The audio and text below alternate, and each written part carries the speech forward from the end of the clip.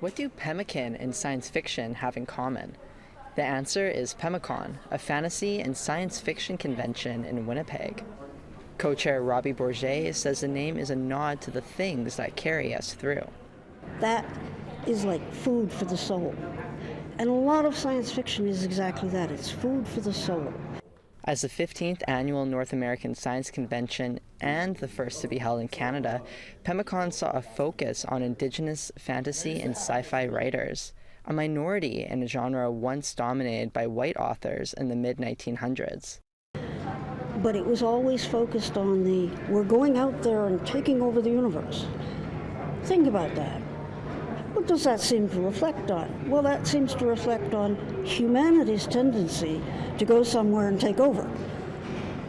But why should we?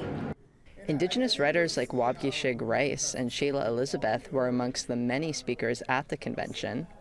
Elizabeth says that there's a lack of Indigenous female writers in the genre, but that their voices are what sci-fi is all about.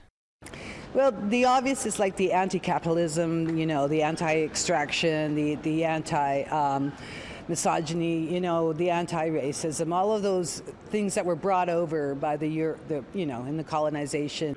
Negon Sinclair, writer and department head of Native Studies at the University of Manitoba, agrees.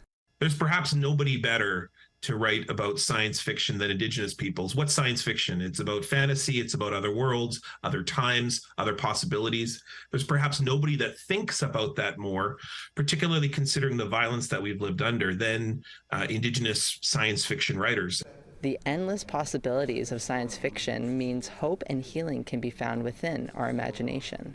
You can imagine in science fiction other universes, other possibilities, places where Indigenous peoples, all of our communities speak our languages, places where colonization didn't happen, places where there isn't murdered missing Indigenous women and girls. So science fiction is the perfect venue for that.